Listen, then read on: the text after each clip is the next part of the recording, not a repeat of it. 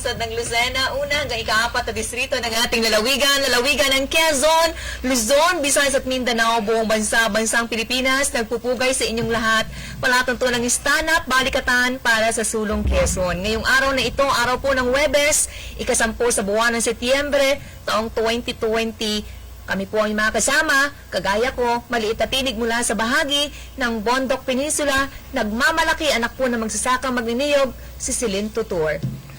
Magandang umaga po ngayong Huwebes ng Agis ng Setyembre 2020 at samahan niyo po kami sa loob lamang ng isang oras sa programang Stand Up Balikatan para sa Sulong Quezon sa broadcast Channel 6 po sa inyong mga telebisyon.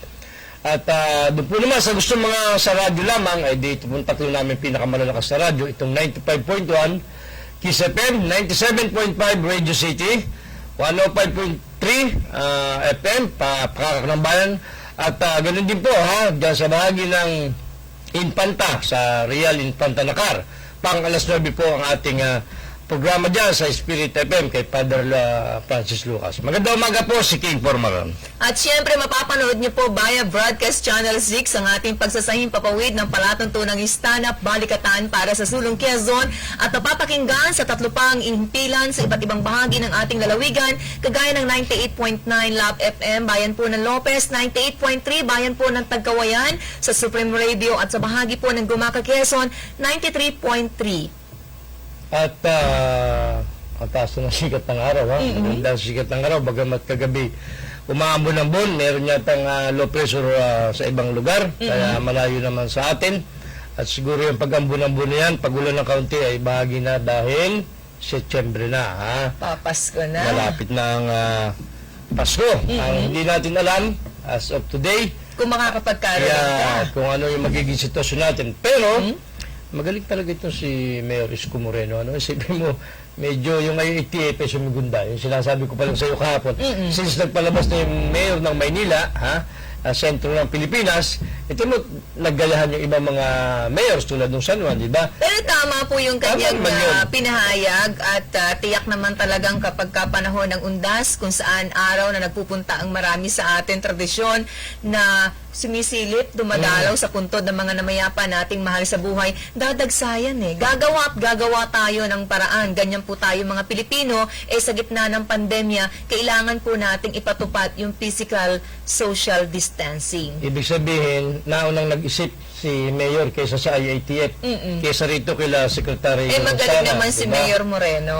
Kaya medyo na-overlook ng IATF yan. Ngayon, ang iba kasi by the book, pero kung sa realidad, titingnan po natin sa pang-araw-araw, mahusay talaga yung actual na nakikita mo yung pwede pong mangyari sa mga susunod pa na araw. Malamang ang mangyayari dyan ay dahil naunahan sila ng Mayor, ng LGU, dahil magpapasko, maglalabas na naman, unahan na nila si Mayor Isko, maglalabas ang IATF ng mga guidelines ng mga pulisiya para nga sa Kapaskuhan, tulad niya sinasabi mo, pamamasko, pangangaroling, paglabas ng mga bata. Oo, kaya malamang yan ang naunahan sila ng Mayor Isko Medyo nadaig yung IATF sa pangyayari niyan dahil mabilis ang isip ni Mayor Isko, okay talaga yung Mayor na yan. Kaya, pero alam mo ba, inisip ko rin sabi ni Mayor Isko, so ipagbabawal ang pagpunta sa mga sementeryo sa Kalakang, Maynila, lalo na sa area niya, tulad ng North Cemetery, pinakamalaki ba yan? Libo-libo kasing tao ang nagpupunta dyan kapag kauna hanggang ikalawang araw ng buwan po ng Nobyembre, kaya talagang dapat lang talagang i-implement yung kahit papano, hindi naman totally pagbabawal, pero hanggat kinakaya at kayang gawin, wag na po tayong pumunta sa mga araw na iyon. Yun na nga yun ang medyo may pagkalito rin ng kaunti. Ang sabi ng Mayor ng Maynila, ipinagbabawal ang pagpunta mula October 31 hanggang November 3. Okay. So, yung araw na apat ba, di ba? Siyempre, dahil ibinawal, wala talaga pupunta sapagkat unang-una, sarado yung mga sementeryo na sakop ng area niya, plus bawal pa, natural, normal. Ang gagawin ng tao ay pupunta ng October 30. Pero hindi po yan sabay-sabay. Nakikita ko na yung magiging sitwasyon dahil nga meron tayong problema sa COVID-19. Ang mga nakatatanda natin, automatiko, hindi na makakapunta sa kanilang mga namayapang asawa, sa kanilang mga namayapang anak, o kung sino man. Kaya mababawasan din naman po talaga. Sa hirap po ngayon ng ating mobilisasyon, sa transportasyon, automatiko, hindi po makakapunta ang karamihan. Oo nga, pero alam mo, sabi Yung mo, worry mo siguro na baka by October 30, lahat ay 29. dadagsa, o Sabay-sabay 29, na o naman. mas earlier on that, hindi po mangyayari yan.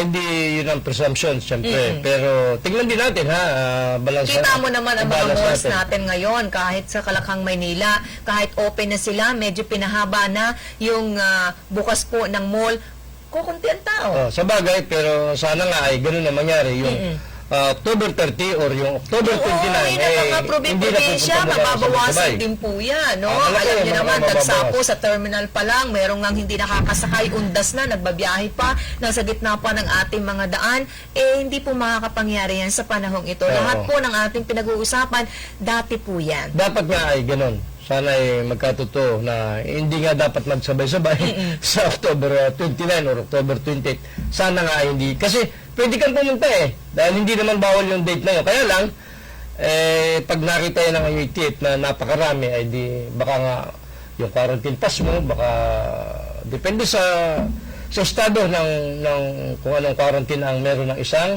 LGU o Maynila o alinman. Sana nga ay ganun para hindi na naman magsama-sama. Kagaya ng binabanggit natin sa mga nakalipas namang paggunita ng Semana Santa, ginagawa po yan pag-alala sa mga loved ones nating namayapa na pagtitirik ng kandila kahit sa sarili nating tahanan. Kahit naman saan, pwede po natin silang alalahanin sa lahat po ng pagkakataon. Not necessarily pupunta tayo sa mismong puntod nila.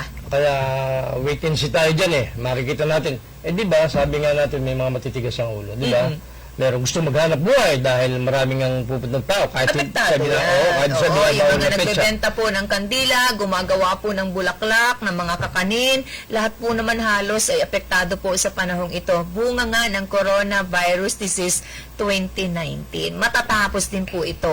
Konting disiplina lang ang kailangan natin. Sa bagay, yan namang sinasabing pesta ng, parang pesta yan ng traditional piyesta ng mga namayapa. Di ba meron pa nga cemetery na may lechon?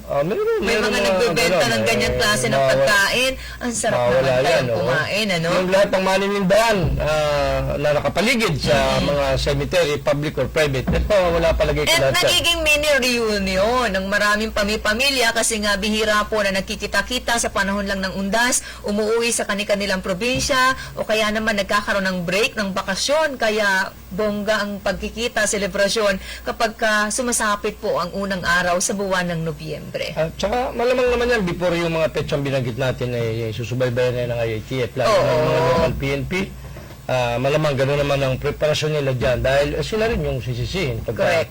Tumas, kagaya na yung kita mo, 245,000 na naman. Nagkakalituhan na, kasi di ba yung DOH, Office of the President, yung UP, yung Ateneo, ay magkakasalungat na medyo nakakalito sa ating mga kababayan. Kung sino yung paniniwala na plotting the curve, bigla naman tumaas. 241 lamang, naging 245, 3,000 mahigit yung dinagdag kahapon. Lahat naman yan ay nagbabase sa data na dumadating po sa kanilang opisina. Totoo namang nangyayari yung pagbaba, bukas, tataas, sa makalawa, bababa, tataas. Ngayon lang nakita ng DOH Parang ngayon lang nila nakita. Di ba sabi ni Yusik Berhere? Ay kasi delayed yung mga report. Ngayon lang nakita yung mga report. Yes. Meron lang mga asymptomatic doon, pero dapat namatay na ang iba doon. Oo nga, kaya lang sabi hindi po updated ang report, delayed ang reporting sa bahagi po ng Department of Health. Ano man ang paalala po ni Congresswoman Helen Tan ng 4th District ng ating lalawigan, Chairman ng Committee on Health sa bahagi po ng mababang kapulungan ng Kongreso, panatilihin po natin mga kaubayan ang paglalagay po ng alcohol, pagsasanitize po ng ating mga kamay, pagsuot po palagi ng face mask at face shield sa mga pagkakataon at lugar na kinakailangan. Kahapon yata, kung hindi ako nagkakamali, may mga pre-budget hearing na naman kahapon sa Congress, di ba? Pinag-usapan dyan yung kakailanganin po at ilalaan ng gobyerno na taunang budget for the calendar year 2021 at lumobo ng nasa 27% ang budget ang inilaki po na ilalaan ng gobyerno natin. Kailangan po talaga kasing paglaanan ng malaking pondo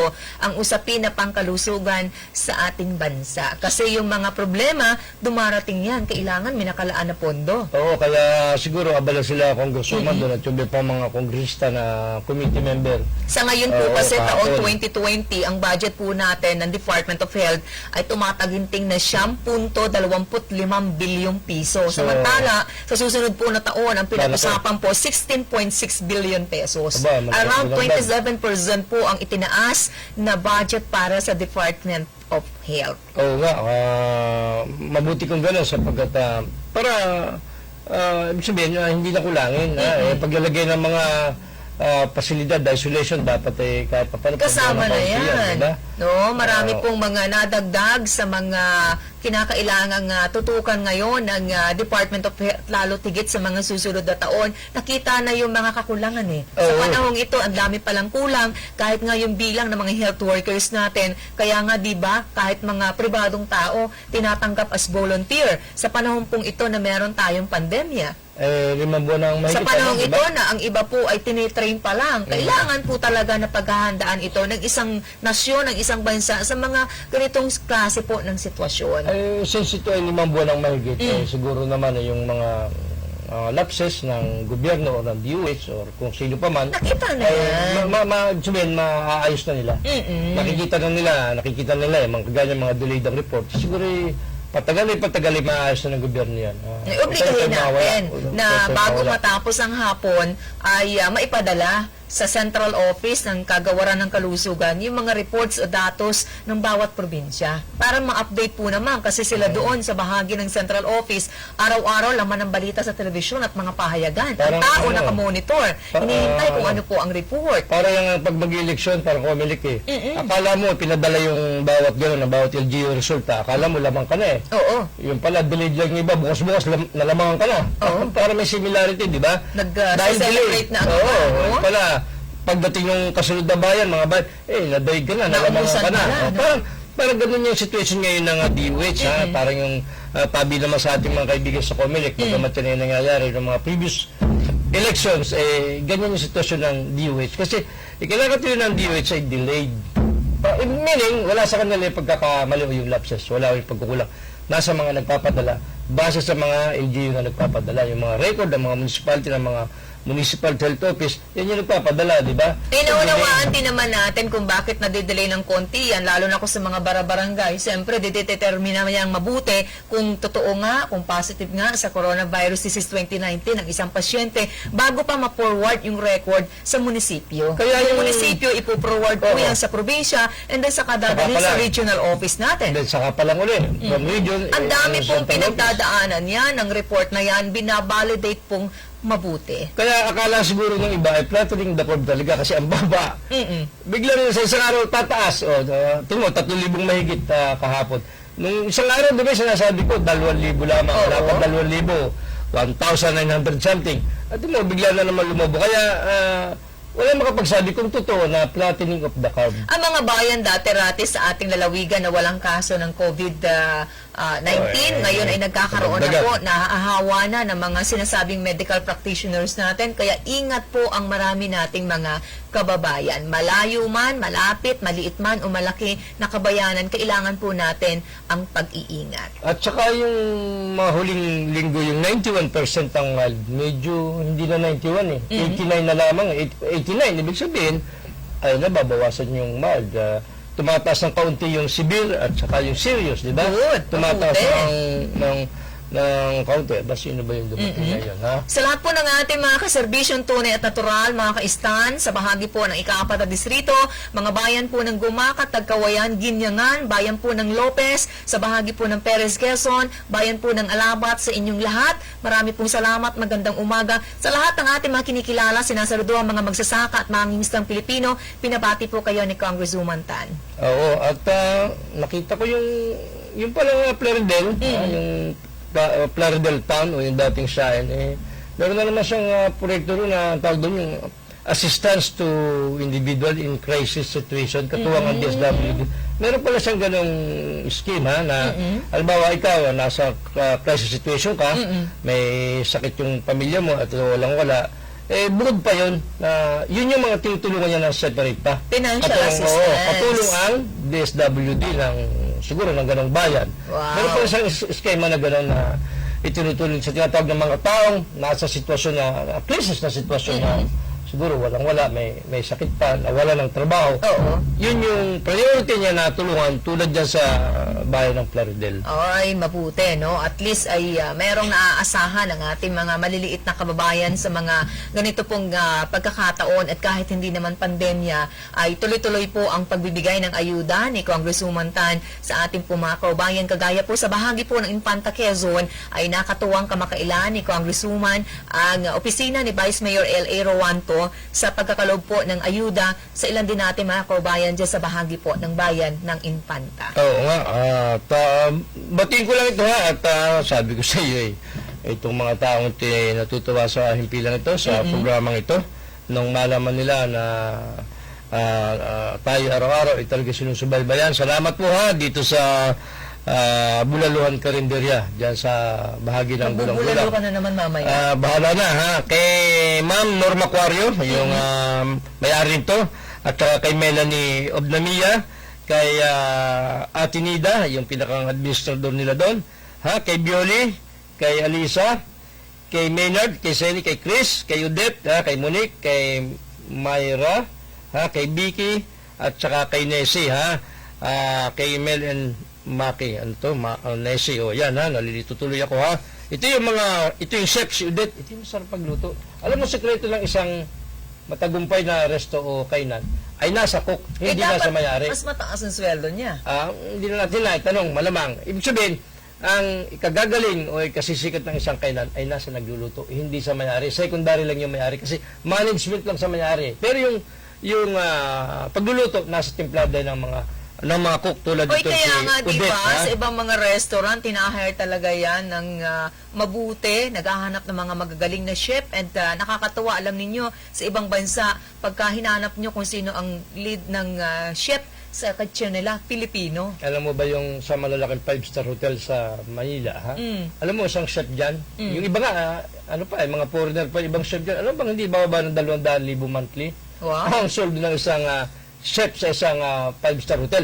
Pero dito sa Bulaluhan, ha, Carinderia, Baka 190,000 yan. kay Ate Norma Cuario, ha, kay Melanie Obdamia, siguro yung chef nila dito, malaki-laki ang 190. pasahod. Baka ganun, ha?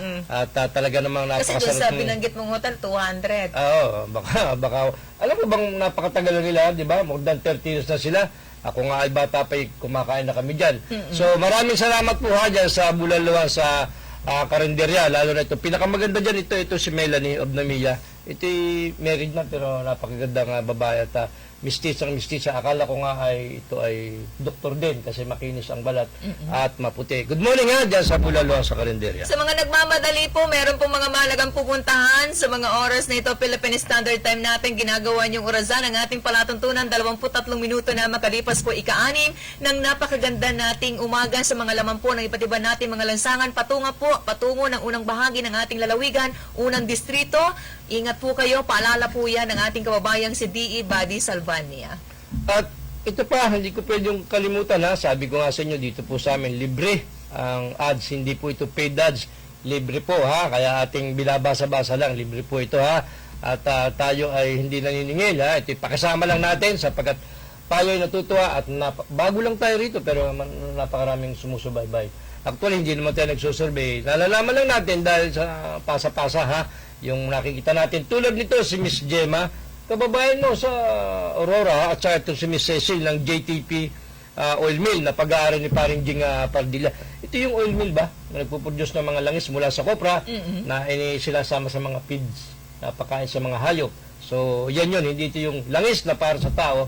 Ito yung para sa feeds na pakain sa mga hayop, sa mga baboy, sa mga kung ano. So, JTP Oil Mill ha. Good morning ha, Paring Jing Pardilla. Okay, tuloy-tuloy na tayo sa ating pagtalakay. Yung binabanggit natin, tulong panggamutan ng alagang stan, ng serbisyong tunay at natural, yung binabanggit po natin dyan sa bahagi po ng Infanta Quezon, kung saan nagkaloob kamakailan ng tulong medikal, si Congresswoman Tan Katuwang po, si Vice Mayor L.A. Rowanto, dyan sa bahagi ng Barangay Binunuan, sa bayan po ng Infanta. Bukas na po ang opisina ng stan sa bahagi po naman ng Mulanay, Quezon. Congratulations sa mga kababayan nating Mulanayin. Ano man po ang inyong pangangailangan na sa abot po ng kanyang makakaya ng tanggapan ni Congresswoman, iparating nyo lang po yan dyan sa bahagi po ng bayan po ng Mulanay. Doon po sa mga iba pa na medyo, hindi naman nalilito pero hindi pa alam na, kita mo naman, tinatanong tayo ng personal. Ano po ba yung stan?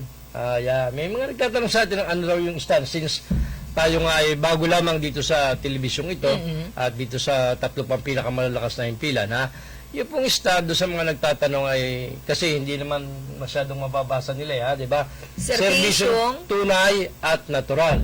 Yan po yung ibig sabihin niyan. And then balikatan, ay tulong-tulong yan, magkakasama yan. Sama-sama tayo kasi hindi naman magagawa na mag-isa lamang ng iisang tao na paunlarin ng isang partikular na lugar. Kailangan po natin tulungan ang ating mga nanunungkulan sa pamahalaan and vice versa. Hindi rin naman po lahat makikita ang pangangailangan ninyo kung hindi po naman ipaparating sa mga opisyal ng gobyerno. Yan. Kaya po yan ay balikatan para sa sulong Quezon. Ibig sabihin, para sumulong ang ating lalawigan. Meaning, kapag iiwanan na kasi tayo sa ating reliyon at Calabarzon, respeto ng kaunlaran, bagamat nakikita natin nagsusumikap, naiiwan pa rin po tayo. Ay, alam mo naman, sabi ko nga, ay, ayaw naman nating, ang ating mismong lalawigan ay hayaan natin gano'n. Pag sinasabi ng taga-ibang probinsya, hindi ako napayag na tayo totaling naiiwanan.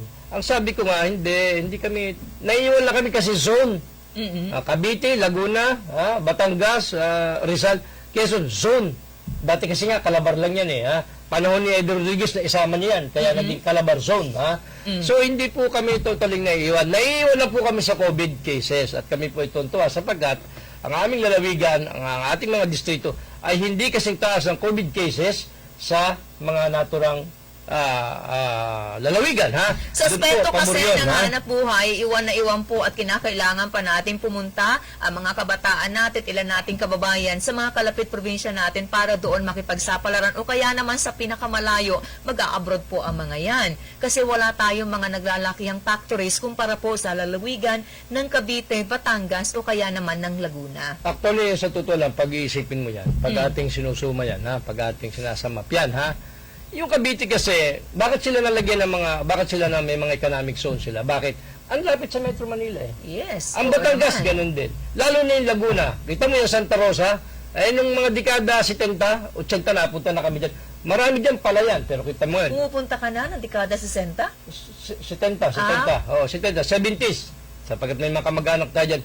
Marami dyan, puro rice field, puro maisan, Pero kita mo, dahil malapit sa Metro Manila, ang mga investors doon naglagay. Ayun namang Batangas, di ba? Yun namang Rizal. Although ang Rizal, kalahati halos ng Rizal, malapit na sa Metro Manila. Pero kita mo, marami pa rin silang kabundukan na hindi pa rin develop. Tayo sa lalawigan ng Quezon, dulo tayo. Kung ikaw ang investor, mag-i-invest ka ba sa dulo? Siyempre sa bungad. Ngayon, halos puno na yung Cavite, Laguna, Rizal, yung ibang malapit sa Manila na Rizal Province.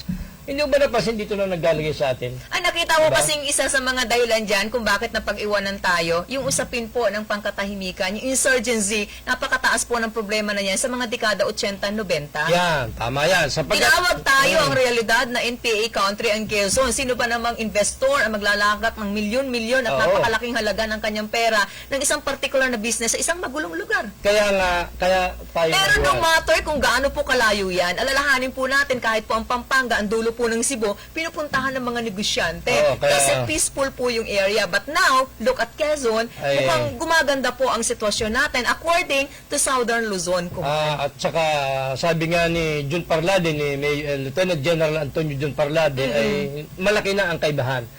Para po tayo pera, sinasabi natin, miski nung panahon ni Eddie Rodriguez, William Berga, Rapi Nantes, David J.J. Suarez, at ito pong kasalukuyan.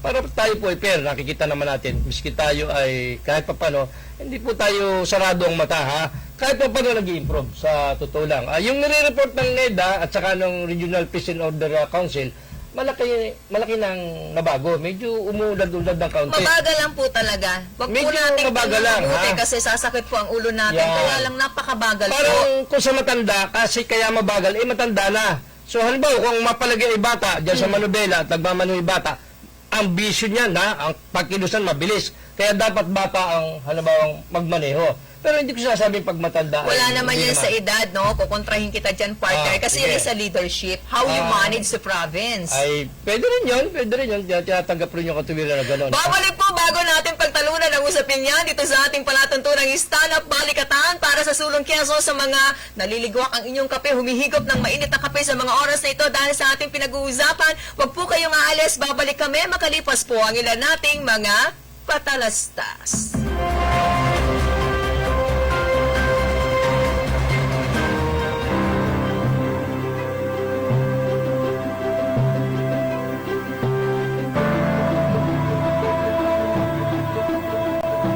Kahit anong oras, kahit anong araw, wala kang pangamba. Alagang PhilHealth, siguradong maaasahan. Beneficial PhilHealth, alamin at gamitin.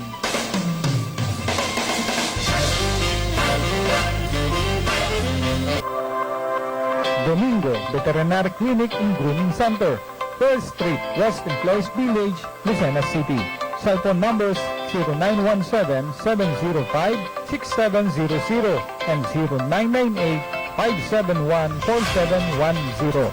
Dr. Ernesto Domingo, our friendly veterinarian.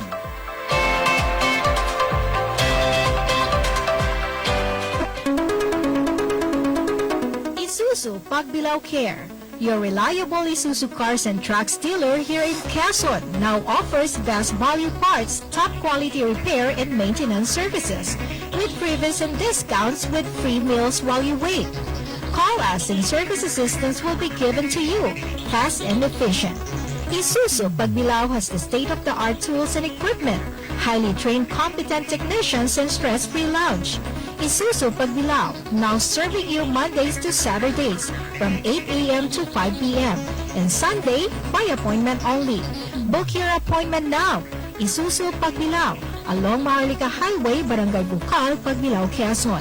Numbers to call 0956-207-9634, 0956-386-3589, 0939-605-8981, and 0932-791-1332. At Isuzu Pagbilao, free quick inspection and battery check. Ever change oil services for 2012 models and below of D-Max, Altera, and all crosswind variants. Isuzu Pagbilao Care. Call us. Assistance received everywhere.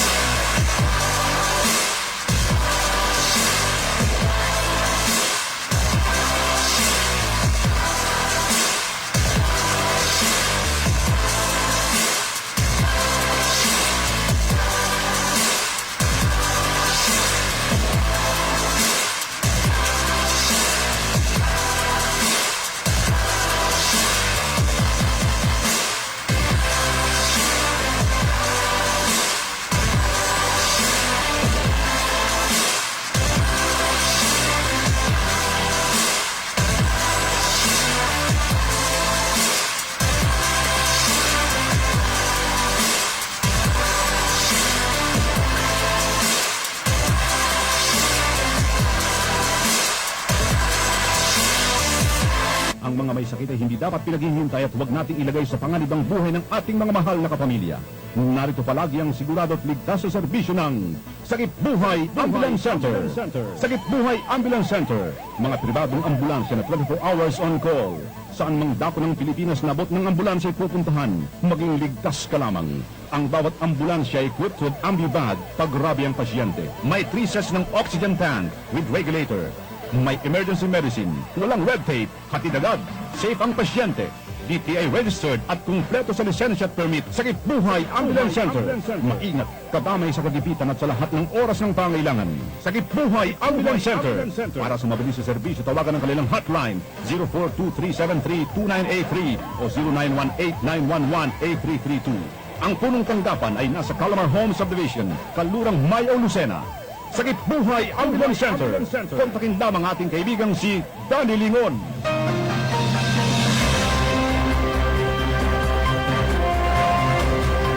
Balik tayo sa ating palatuntunan. Nasa ikalawang bahagi na po tayo ng ating programa ngayong araw na ito, September 10, 2020. Pumapailan lang po tayo sa napakaraming himpilan sa ating probinsya, lalawigan ng Quezon. Siyempre, ako po yung nakakabalitaan pa rin. Maliit at tinig mula sa bahagi ng Bondok Peninsula, si Celine Tutor. At napapakinggan nyo kami sa mga himpilan ng 95.1 Kiss FM, 97.5 Radio City, 105.3 FM, Pakakak ng Bayan, 92.7 Spirit FM, Bayan po ng Infanta, 98.3 bahagi po ng Tagkawayan, 93.3 bayan po ng Gumaca, and 98.9 Love FM bayan po ng Lopez. At si King Formaran po, samahan nyo pa kami sa natitirang kulang-kulang media ora, ha? Dito po sa Broadcast Channel 6, ha?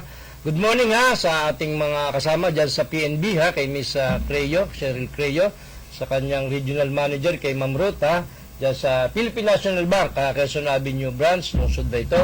At ayan pala matyaga siyang dahil tayo sa ay bago rin siya kumain o kung ano pa man ay sinusubaybayan niya itong ating hindi lang kay Ma'am Creo, ha? Nakita mo naman yung mga staff dyan sa PNB, ha? Mas magaganda, ha? Napakaganda mga babae, di ba? Good morning, ha, Ma'am Cheryl Creo, ha? Belated happy birthday to Vice Mayor Adeline Lee sa bayan po Lopez. ng Lopez, Quezon. Happy birthday, ma'am. Alam nyo, huli mat magaling, talagang baka aabot pa rin kami. Happy birthday po, Vice Mayor Adeline Lee. Siyempre, batiin ko yung mga nakatutok sa bahagi po ng Calawag, Quezon, sa mga kaistan natin. Board Member Angelo Eduarte, marami pong salamat. Sir Dan Oriarte, thank you po for always viewing, listening to our program at sa lahat po ng mga nakatutok pa rin sa palatuntunang stand-up, balikatan para sa Sulong, Quezon. Bukas siya tayo Friday, di ba? May session Oo sila. naman, after ng Webes, Ay, hindi natin Biyernes. alam kung magkakaroon ng session kasi minsan wala, minsan virtual. So, sana ay maka-access tayo kung ano yung napapag-usapan dyan sa bahagi ng Sangguniang Palalawigan kasi para sa buong probinsya yan, ha? Ewan ko sa ibang probinsya kung siguro gano'n din, nagbi-virtual din sila. So, sana maka-access tayo sa ano mga kaganapan dyan. Kung wala ng session, ay malaman natin.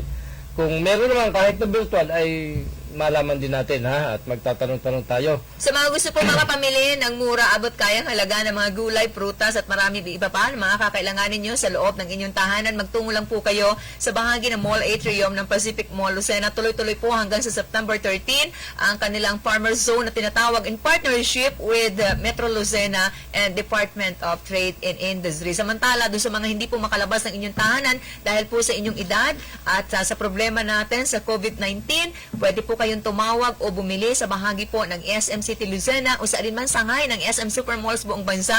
I-dial nyo lang #143SM o #14376. Libre po yan, yung binabagit niyan yan, wala po yung bayad dito sa aming oras. Ha? Yan po mga binabagit niyang ads or ano, patalastas man yan o promotion man yan, yan po ay pakisama natin. Libre po yan, di ba? Kami lang po yung naglilibre. Ha? Anyway, good morning ha, kay J.O. Manolo Regio at saka sa kanyang boss, kay Major Langkawon. Ha? At syempre kay William Angway, itong taga-Bagyo, pero dito na nilbihan sa lalawigan ng Quezon ng matagal. Si Police Colonel William Angway, ang Assistant Provincial Director for Admin. Ha? Ito yung pangalawa. Bukas-bukas mga isang araw, Provincial Director ito, batang-bata pa ito. Ha? Kaklase ito ni Bong Albacea at ni Brian Laneta. Puro class 98. I-congratulate ko ang napakahusay Police Brigadier General Sino? Pascual Munoz, Si Pax, ang ha? Si bagong Pax. Regional Director ng Mimaropa. Aba, okay, ano? Kasi na-assign naman sa dyan dati kung tawagin ay si Pax Munoz, nag-chief of police. Congratulations, sir. Napakagaling. Oo, aba, yan ay dating na-assign sa Mimaropa sa finance nung mga kapanahon ng yun. Nung Ngayon, Secretary he is pa. serving as Regional Director ng mga provinces po ng Mindoro, Marinduque, Romblon at bahagi po ng Palawan. Aba, may igi, sapagkat pag tayo napadpad dyan sa mga area na yan, at least yung pinakang RD, ay madali tayo makaka-access. Dito naman sa Calabarzon kay sino itong pwede maging chief PNP, si RD Police Danao. Brigadier General Vicente Danao Yan Jr. ay okay naman yan at pwede rin maging chief PNP yan. Pero bago siya, siyempre si General Ilyasar ang dapat manguna sapagkat sabi, seniority speaks, dapat manguna. Kaya lang prerogative ng presidente Lahat kung ng sino ang yan ilalagay. is according sa will ng ating Pangulo po ng ating Republika. Let's wait and see. Pero mas maganda kung si General Ilyasar kasi kababayan natin. Of course. Siyempre yung mga taga-Quezon, lalo na ang pagkawayan, lalo na yung kapatid niya, si Mayor Ilyasar, siyempre matutuwa Eh, tayo. ngayon ngang number 2 man sa buong institusyon ng Philippine National Police, si General Elizar, tuwan-tuwa na yung mga taga-Tagkawayan. Ang problema lang dyan, alam mo naman dyan sa taas, kung minsan, sila magkakaway dyan Alam mo Yung naman dyan. sinasabi natin sa normal mga yan, nakalipas edisyon ng ating palatuntunan, kahit yung accomplishment mo, achievements mo, patong-patong na at napakadami, pasok na pasok ka sa lahat ng mga kinakailangan, depende pa rin po yan sa mga higher officials natin. And since ang ating presidente, taga Davao, Bisaya, pero taga Davao, napaka-powerful ng Davao Group. Tulad dyan si Kaskolan. Yan ay taga Bagyo, si General Kaskolan, taga Bagyo yan. Ang asawa niya ay taga Davao. Kaya nagsilbi rin siya sa Davao. So, hindi kagaya ni General Eliasar, hindi naman napalapit sa presidente. Hindi kagaya nito si Kaskolan, napapunta sa Davao, kaya napakalakas sa presidente. No question kung siya yung chief MP sapagkat siya naman talaga ay number 2 na noon pa, at most senior siya sa kasalukuyan. Pero, pag itong si Kaskolan ay nanatili or na-extend pa hanggang 3 buwan pa, ay awa na. Parang hindi na, prerogative na ng presidente na pwede kang extend ng another 3 months. Napakaikli naman kasi nung 3 buwan. Hindi, 2 buwan na lang kasi yung 2 natitira niya. buwan. So, pag November 10, tapos na siya, mandatory age ng retirement ng 56. Pag in-extend ka ng presidente ng another 3 months, ay maintindihan kung... Kaya sabi sa akin ni General Ilyasar kagabi, nung tinanong ko siya, sabi ko sa kanya, bakit parang medyo may mga pangilan-ngilan akong babalita na mukhang parang hindi ka suswertuhin pagkatapos ni Kaskolan. Sabi niya sa akin, alam mo King, hayaan natin yung mga ganyang bali-balita, normal yan. Yung position as chief PNP ay destiny. Kung ikaw ay destined, ay ikaw. Kung hindi, ay hindi ikaw. Kahit paanong gawin mo. Which is tama rin yan sa isang parte. Correct. Sa mga gusto pong pumasok sa bahagi po ng Philippine Military Academy, ongoing po till araw po ng Sabado ang examination at magpunta lang po kayo mga taga Lucena, mga kalapit lugar natin dito sa atin sa Quezon, sa bahagi po ng Southern Luzon Command at sa bahagi po ng Laguna at Batangas Provinces magkakaroon din po ng examination ang Philippine Military Academy. Sa mga PMN mo yan, sa mga bata, okay yan. I-grab Lalo niyo sa po mga yung mahirap. opportunity. Nilalapit po talaga nila para doon sa mga interesado. Gusto niyo mag-serve as sundalo. Pwede po yan. Pumunta lang kayo ngayon sa bahagi po ng Solcom. At para po doon sa mga gusto sa pakaliwa, ay huwag niyong puntahan yan at hindi kagandahan niya na. Yung mga nare-recruit ng ating tinuturing na ilang kalaban ng gobyerno ay mag-isip-isip po kayo. Sabi nga ni Jun Parlade, ni General Jun Parlade, itong mga kabataan ang nahihimok So, mag-isip-isip kayo para sa future nyo. Although, bawat isa sa ating mamamayan ng Pilipinas ay may karapatan kung anong gusto natin sa future. Pero, pag-isipan natin para, sabi, di ba yung sisi lagi nasa huli? Wala naman nagsisi sa unahan Para hindi kayo magsisisi sa dulo, ay mag-isip po kayo mabuti, ha? Okay, batiin natin lahat ng mga nagbe-birthday. Consul Dan Oriarte, happy birthday. Birthday ba niya? Ay, happy birthday, Pwede bossing, ka ha? magpadala ng regalo. Kay Ate Malin at kay Kuya Johnny, dyan sa public market, kasama si Administrator, ha? Noel Palomar, ha? Good morning po dyan sa inyo. Sana iwasan na yung pagdidikit-dikit. Doon sa mga traffic enforcers na masisipag, na nakikita natin palagi, good morning sa inyo, ha? Pinapanatili yung medyo maayos dyan sa palengke natin, ha? Kaya lang, siyempre, kumisan, hindi may iwasan yung pumarka talaga, lalo kung may bibiling ka. Pagbigyan natin yan. Huwag mo naman tatagalan. Huwag lang matagal. Yung about isang oras, hindi na tama yan. Makakasigip ka na. Pero Tsaka mga 15 dapat minutes lang, naiiwan pwede na. po ang driver para in case po na kailanganin po ninyong ibakit yung lugar. Madali-dali po kaysa hahagilapin pa natin kung saan nagpunta yung nagmamaneho. Oh, pero alam mo, yung traffic enforcer natin, okay naman yan. Si Kuyang... Let's be considerate. Si no? Kuya, yung happy dyan, si Kuyang De Mesa, na may mga anak na koronel na sa PNP, okay naman yan, si Kuyang De Mesa, nalimutan ko yung first name ni Kuyang ha.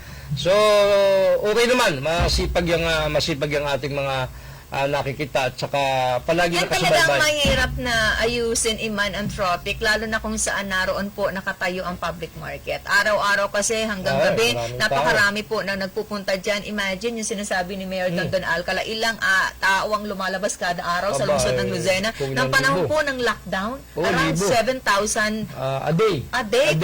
per day, no? pumupunta. Ang lumalabas po ng bahay. Kaya how could you manage that? Ay, oo nga. Nakakahirap po niya na pamahalaan, kaya't nakakabilib din naman at kung titinan nyo yung hirap, dedikasyon at pagod ng mga traffic enforcers natin, saludo po kami sa inyo. Ay, alam mo naman si Dondon, si Mayor Dondon, cool na cool yan, ha?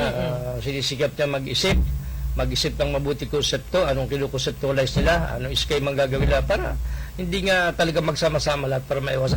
Tulad din ni Marcin Galleta, magagaling itong mga mayor na ito, ha? Ito si Marcin Galleta, good morning, ha, padre? Itong mayor natin ng Saraya. Hindi lang naman sila. Marami pa. Si Dinan, adulta, pinakamahirap na mayor ng Quezon. Good morning, padre, ha? Mabait yan, ha? Hindi mo nakakalimutan yung mayor na yan ng Unisan, Bakit? ano? Ay, alam mo, ako yung naawa sa taong ito sapagkat sa tingin ko ay medyo matuwid naman siya. Dala lang talaga ng kahirapan. Gusto pa niya tumulong sa ibang mga kababayan kulang sa mga resources, ha? Bagamat sabi ko nga, hindi naman, ang buhay ng tao ay parang gulong, nagbabago-bago yan. Malay mo, magong congressman ka dyan sa 3rd district, pagdating pa ng panahon, bata-bata ka pa naman, di medyo mas malaking tulong ang may bibigay mo sa buong distrito, ha? Huwag ka lang labanan itong mga bata-bata na magiging congressman halimbawa, tulad yan si Bukal Reyes, ha? Sino pa isang Bukal? Yung Chinese looking na taga Manila, anong pangalan nun? Reynan Arrogancia. Yan, pag yan ang nakalaban mo mga bata yan, lalo sa takbuhan, baka maiwanan ka, Mayor Ferdinand Adulta. Good morning sa iyo, Mayor Ferdinand Adulta. Okay, at bukas na po, inuulit ko po para sa ating mga kababayang mula na ayon nga ni Baya, bukas na po ang Stan Satellite Office sa inyong lugar, kaya ano man po ang inyong pangangailangan, sa abot po na makakaya ni Congresswoman Helen Tanyang po ay tutugunan ng kanyang tanggapan. Magpapabati na naman yung kaibigan mo, itong cute na maliit na babaeng gambayawang ng kanyang asawa, si LB Abinido, kasama yung kanyang mga anak. At siyempre yung mas maganda niyang manager. Anong pangalan doon? Si Catalina Habrica. Good morning, ha? Madam Catalina Habrica. Nung ko lang nakita sa Farmer Zone. Hanggang kailan yung Farmer Zone? September 7 pa ba? 13, ha? September 13. Yang Farmer Zone, pag nyo gustong bumili ng prutas, at saka gulay, mura din dyan. Pero mura din naman kay Ate Malin at kay Kuya Johnny sa public market. Tatandaan Bahala niyo po, na kayo. wala pong babayaran o magbibigay po kayo ng share na panggasolina para sa mga gagamit po ng ambulance mula po sa tanggapan ni Congresswoman Tana. Nakakatuwa pong malaman na dahil po kayo ay napaboran, syempre ang marami tayo mga Pilipino gumagawa po ng paraan para makapagbalik ng utang na loob. Pero wag po kayong gumastos na dahil yan po ay pinagkaloob ng kongresista, ng opisyal, para nga kayo ay matulungan sa mga gipit na pagkakataon. Kaya libre po na ipinagagamit, wala pong bayad para sa nagmamaneho sa gagamit at hihiram po ng ambulansya. Yung po sinasabi ko kanina, ang Calabarzon, ang Quezon Province sa Calabarzon, sinisikat ng ating mga namiminuno, ng ating mga opisyalis dito, na ito ay hindi maging putot. Salamat tayo putot sapagkat tayo pinakababa ng COVID cases. Maganda yan kung ganyan ang tayo putot, tayo pinakababa. Maganda yan, pero sa aspeto ng kabubuhay, industriya, kung ano pa, pangkabuhayan, ay hindi maganda na tayo naiwan. Pero, dahil tumatakbo po ang panahon, nababago ang panahon, nababago ang mga nakapesto, asahan po natin na mababago yung sitwasyon ng Calabarzon, ha? Pag tayo nagluklok sa mga susunod na panahon, hindi ko po sinasabi ngayon, at by generation, nababago yan, palagay ko po ay hindi tayo magiging putot, maring hindi man tayo kaunahan, ay maring tayo ay wala sa putot. At siya po ay pangarap ng ating mga kalalawigan at ng ating mga opisyalis, ha? Sabihin natin totoo, kahit gobernador, kahit kongresista, kahit mayor, hindi niya gustong tayo putot, ha? Pero sinasabi ko po ay antayin natin yung mga panahon na tayo hindi magiging putot sa Calabarzon. Putot na nga tayo sa pangalan dahil Quezon dulo ha. Dapat sa pangkabuhayan, sa ikabubuhay ay hindi tayo maging putot. At yan ay magaganap sa mga susunod pong panahon. Pangalan po yan ang bawat taga Quezon. Sa day tour, number of tourist arrival, pinakamataas sa lalawigan ng Quezon compared to other provinces in our region? Pwede. Kahapon nga, yung tayo nakipagpanem. Sabi ko, kumusta ang kaso ng flu, ng ASF, ha? Itong African Swine Flu sa baboy, ha? Medyo alarming, ha? May kinausap tayong tao dyan sa probinsya. Sabi niya, medyo alarming sapagkat tulad dyan sa Riaya, San Antonio, ha? Yang Mulanay, dyan nagmula sa Mulanay. Doon nga sa Unisan, may 2 barangay na sinabi sa akin si Mayor na may mga kaso na ganyan. So, in fairness, sinabi sa atin ng ating kaibigang Obet Gaho, ang Provincial Administrator at concurrent Provincial Agriculturist na gumawa sila ng mga pamaraan, ng mga strategy para makontrol yung problema ng iisip. Sapagkat sabi nga ni Mayor ng San Andres, anong pangalan nun, Atty. Banilin, yung daw presyo ng baboy sa kanila, yung buhay. Abay, kuruin mo 2,500. Ang halaga ay 40 kilos. Ibig sabihin, bagsak yung presyo ng buhay. Dahil nga meron tayong ASF, Yan. automatic apektado po ang presyo ng bentahan ng anumang produkto, hayop man yan, kapag tinatamaan po ng peste, kagaya po ng ASF. Kaya nga, in fairness, sinabi naman ng ating mga opisyalis, tulad ni Obet Gaho, sabi niya, actually, ang lead agency dyan ay yung BET, Provincial BET. Halimbawa, sa Mulanay, may alaga kang baboy sa likod ng bahay mo, ay i-report mo. Para malaman ng, yung municipal... May kilometer radius kasi yan, no? Kung saan, halimbawa, nagkaroon po ng kaso ng ASF, yung pinakamalapit, madadamay na rin yan. Kaya dapat po i-report nyo, iulat po sa pinakamalapit na Municipal Agriculturist Office sa inyo pong lugar. At yun naman ay babayaran. Pero pag in-report mo, tapos kinarnin mo yung baboy, hindi ka babayaran ng taga-agriculture. Sapagkat kinarnin mo, dapat yan ay ilibing. Binabaon nila. Ibaon yan, dapat ganun daw. So, sabi ko nga kay Mr. Gaho, ituloy lang nila, at saka ng provincial bet yung kanilang strategy para kahit pa paano hindi man totaling mawala yan, mabawas-bawasan yung mga baboy na ibinabaw ng yung, di ba, sabi, yung iba buhay, yung iba tinuturo ka na para mamatay. Sayang, yung pinalaki mo sa... Nakakaawa po ang ating mga nag-aalaga po ng baboy sa mga pagkakataong ito, no? Kaya talagang sa hirap ng buhay, nasa gitna pa tayo ng COVID crisis, ay merong mga ganito pang sumasabay ng mga problema, saan pa kaya hahagilat ng panggastos, pang araw-araw, lalo tigit sa mga pambayad sa iba't ibang mga bayarin ng ating mga maliliit na kababayan. Hindi, kaya nga, may iba namang solusyon kung talagang, halimbawa, ikaw may baboy ka, 3, binayaran mo sa iyo, ay siyempre wala na, hindi ka muna mag-aalaga sapagkat na may iisip pa. Diyan nga po mapasok yung ating mga ilang opisyales na nagbibigay ng tulong o ayuda, tulad ni Congresswoman Helen Tan, nagbigay siya ng financial assistance, katuwang ang DSWD, pero palagay ko sariling bunot niya yun. Yun ay mula doon sa sariling sikap program ni Congresswoman. Kung ikaw ay taong nasa crisis, tulad yan, namatayan ka ng mga baboy na ganyan, nagkasakit, palagay ko walang dalang para hindi ka tulungan ng ating mga opisyales. Hindi lang naman si Congresswoman ang sinasabi ko, pati rin naman yung ibang opisyales ay gumagawa rin ng pagtulong sa mga kababayan nating nasa crisis situation. Pero, ganun po talaga, ganun talaga yung mangyayari.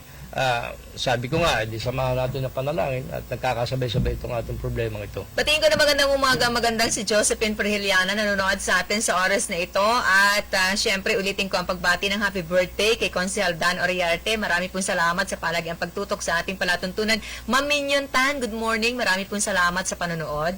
Kaya lang, si Ms. Minion Tan, ang napakagandang profesora nung araw ng mass communication dyan sa isa sa pinakamalaking universidad natin, yung Luzon University pa nung araw. Good morning, Madam Minion Tan, at saka siya nga pala, binanggit ko kanina, good morning kay Mr. Obet Gaho, itong provincial administrator natin. Sana ay one time, medyo busy ang taong yan, nung maging administrator, naging busy na at wala ng time ng personal na makipagpanem sapagkat busy nga. Tayo naman sinisikap natin maging balansado at parehas. Hindi pwedeng porque naroon ay hindi natin kakausapin. Kahit sanay naroon, naroon-naroon, ay kinakausap natin. Basta Mabuti naman mga kababayat, nasa kote ng ating mga kinaukulan ng ating mga otoridad yung gumagawa ng mga peking dokumento ng result ng positive o negative sa COVID-19. Ay, dapat Ginagawa yan. talaga tong negosyo ng marami. Nakukuha pa ninyo ng ganitong klase ng pagkakitaan. Nasa gitna na nga tayo ng pandemya. Ganyan yung mga Pilipino, di ba? Oo. Kung kailan may paano cases, kung positive na nga? Ayun, yun na Tapos may i-issuehan natin ng sertipiko ng katibayan na negatibo siya sa naturang karamdaman. ganyan ang mga Pilipino mag-isip. Grabe. Grabe. Although magagaling mag-isip, ay kaya isa masama na papunta yung pag-iisip. Kung sana ang naisip ay yung makakatulong at makakabuti, ay maigi. Pero Siyam to nakatao na aresto sa bahagi po ng Santa Cruz, Maynila. Huwag nyo nang gayahin sa mga nakikinig, nakatutok sa palatuntunang stand-up. Mali ito. alam mo, yung mga taong gumawa niya, yan siguro yung mga dating empleyado ng gobyerno rin. Dahil- Kaya alam nila yung proseso kung paano Oy, Kung bakit? paano Anong tingin mo sa mga nagtatrabaho sa gobyerno? Hindi, yung mga nagkakaso, natanggal, na-awol, kung ano. Parang pulis, yung pulis na na-awol. Sino ba yung kalimitang na-awol? Ay, Yung na-hire yan ng mga mga syndicate, ng O, mga diba? gang for Di ba mga hire. dating pulis, dating Kung may extra. EFP, di ba? Yun ang ibig ko sabihin, ganyan din. Ha? Bakit may mga lukulukong ganun? Ay, yung mga ganun din sa service. Gumagawa po ng mga peking medical certificate, result ng rapid test, gaya ng rapid test at iba pang mga documents na magsasabing sila ay negative sa COVID-19. Pag tumawid yun ng ibang probinsya, ginamit yung papel at yung tumingin ay hindi ganun Magdudulot ng malaking epekto, negatibo sa community kung totoo ngang mapapayagan natin. Nakakahawa yan. Ay, oo naman. Siyempre, sana ay wag po yan, ha? Sapagkat Mali po ito, ha? makakadamay pa kayo, ha? Baka mamaya, yung present na ganun papel na meron siya, asymptomatic pala siya, kawawa naman po yung mahawa. Kahit naman anong dokumento, kapag ka pineke natin, mali po yan. Ayo, kaya lang ay sabi ko nga sa ganyang kagagaling. 500 ang bayad, ha? 500 kada document na may i-issue ng grupong ito. Ay, mabuti lang, hindi yan dito sa atin sa lalawigan o sa Calabarzon. Yan pala, Metro Manila. Nakadetain na sila ngayon sa Manila Police District sa PS3, MPD. Magaling yung... Nahaharap sa kasong ano dyan. paglabag sa falsification and use of falsified Kaya lang, document. alam mo, available yung mga ganyang kaso, ha? Bukas-bukas, kung sindikato yan, pipisahan lamang yan ng mga bossing nila, ha? Uulit lang yan ang uulit, ha? Nagiging recidivist lang yan. Maaaring Para ang sa naging drug. client ng mga ito, yung mga gustong-gusto talagang makapunta sa isang lugar, Pwede, oo, no, pwede. na ayaw magpa-swab test, ayaw magpa-rapid test. Ay, So, Alam mo, makakit ka ng bagyo, di ba, higpit sa bagyo. Ay pag may nagpresenta ka ganyan, at yung nag-check doon sa bagyo, ay hindi ganong sineryoso, hindi sinuring mabuti, sige, go, pasok. kung Asymptomatic pupunta po pala. naman kayo ng Tagaytay, pwede na. Bukas na ba ang Tagaytay, ano? At saka yan yata. Ang yung mga resort and hotels po natin sa bahagi po ng Calamba, Province of Laguna, pwede nyo nang puntahan. Oh, Miss Laila Bilos and Momar Bilos, kung kayo mamamasal yan, open na palang Tagaytay, ha? Wag puro trabaho, puro negosyo. Samahan nyo ng kaunting patsal-patsal, ha, para hindi kayo mabilis ang pagtanda, ha, para manatiling bata. Pag-focus ka kasi sa negosyo na buhay, nakakatanda yan, ha? Dapat may kaunting patsal-patsal na kaunting. Ganyan tayo mga Pilipino, kaya hindi umaasenso, kumita lang ng konti, gusto mo magpapasarap na. Look at the Chinese people. Pwede rin yun. Syempre. Diba? Halos nga pumasok sa comfort room, hindi magawa kasi baka masalasihan ng tenderang Pilipino. Ayo, baka makupitan, ha? Ganyan yan, ha? Pero mga Pilipino, ayun nga yung pinagkaiba natin. Yan nga yung kakaiba sa ating mga Pero Pilipino. hindi po mahirap at hindi po naman talaga totally bawal na ating bigyan ng magandang, syempre, pagkakataon ng ating sarili na makapag-relax ng konti. Pagkakailangan nyo naman talaga at pwede natin gawin, lalo't pwede namang meron tayong panggasta, why not? Nakita kong libangan ni Congresswoman Helen, alam mo yung libangan pala niya? Kahit Magluto. Sunday, Sabado. Hindi, isa lang yun. Mag-bike. Yung mag-bike, and then yung kausapin yung mga mahihirap. Anong problema ninyo? Parang natutuwa siya na nasanay na siya na palagi Sabado at harapan yung linggo mga niya tao. yung ginagawa? Hindi na Sabado at linggo. Pero most of the time, kung siya inaro sa kanyang tahanan dyan sa bahagi ng Gumaka, ay pinapapasok niya yung mga tao na may kailangan at kinikwento niya, and then sinusolusyonan niya yung mga problema. Kung problema mo lang ay trabaho, o pwede ka mag-farm dito, kung ano man. Mahihirap? Mahirap talaga, medyo walang wala. Sabado at linggo? Sabado at linggo, may mga pupunta sa kanyang tao. Tinatanong ko na po ulit-ulit kasi pupunta ako ng Sabado at linggo. Yun laang, ha? depende kung siya, minsan naman, pero most of the time yan nasa distrito siya pag weekend. Magandang Diba? umaga kay Warren at kay Felipe na napakasarap pagtimpla ng kape, kay Ma'am Lilibet Azores. Dial nyo lang hashtag 143SM o kaya hashtag 14376 kung gusto nyo pong magpa-deliver ang kanilang ambassador ngayon, ang SM Supermalls, ang napakaganda at mahusay na aktres na si Alex Gonzaga. Good morning din kay Ma'am LV Avenido at kay General Manager Katahabrika ng Pacific Mall Lucena. Okay, syempre kay Miss Lilibet Azores, ha? Magandang umaga. Dito sa Stan Lucena, ha? Kay Artisa Villapando, kay Joser Quindosa, kay Sonia Hirang, kay Kayla Arela, na taga Lopez Quezon, at kay Ian the Playboy Abuel, ha? Kay Lovelyn Turgo, ha? Mga ka-stan po natin yan sa lungsod ng Lucena. Anong sabi doon sa ating Sariaya? Spartan? Mamaalam na tayo, partner. Spartan. At tatalakayin natin yan sa mga susunod na araw. Okay lang yan, ha? At magandang umaga din sa Chief of Police ng Lucena at saka ng Sariaya, ha? Kay Bong Albersea at saka kay Reyes ng Sariaya. Muli po ay sumapit na naman ang ikapito ng umaga at kinakailangan tayo maghiwa-hiwalay para bukas ay muling magsama-sama. Si King Formanan po, good morning, Ma'am Das Ojeda at Boss Tito Ojeda. Maraming salamat po, si King Formanan. Magandang umaga sa inyo lahat. Maraming salamat sa kabuuan po ng mga tumutok sa ating palatuntunan ni Stand Up Balikatan para sa Sulong Quezon, sa mga nakinig, sa mga himpilan ng 95.1 Kiss FM, 97.5 Radio City, 105.3 FM Pakak ng Bayan, gayon din sa mga himpilan ng 98.3 FM Supreme Radio Bayan po ng Tagkawayan, 98.9 Bayan po ng Lopez sa Lab FM, gayon din sa bahagi po ng Gumaca Quezon, 93.3 at sa mga nanood via Broadcast Channel 6, marami pong salamat. Sa mga nakatuwang natin, mula po sa bahagyang technical, Randy Romantigue, Danny Ordonez, Junjun Salobre, Lloyd Abola, Ramil Ramos at Raymond Arbolida. Maraming salamat. Ako po ang inyong nakabalitaan. Napakinggan buong oras. Maliit pong tinig mula po sa bahagi ng Bondok Peninsula, nagmamalaki. Isa pong anak ng magsasakang magniniyog, si Silin Tutur, nagsasabing gandang umaga at kagaya po ng araw-araw na pag-asam nating lahat, mabuhay tayo.